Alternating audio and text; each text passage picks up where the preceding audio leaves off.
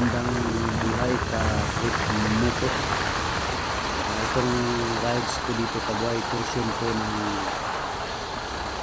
Ukol Kalaanan Diversion Road.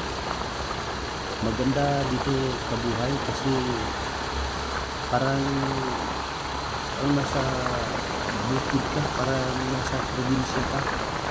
So tingnan mo naman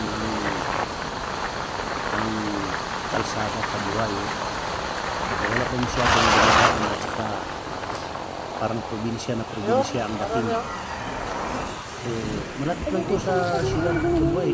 Siyudad to siyudad to ng Cagayan de Oro at saka portion din ng San Luis Oriental. So malapit po sa Cagayan de Oro. Siyudad to, yung portion dito is ang siyudad ng Cagayan de Oro City. So follow ko yung pag-buhay, please subscribe ng channel Buhay. Thank you.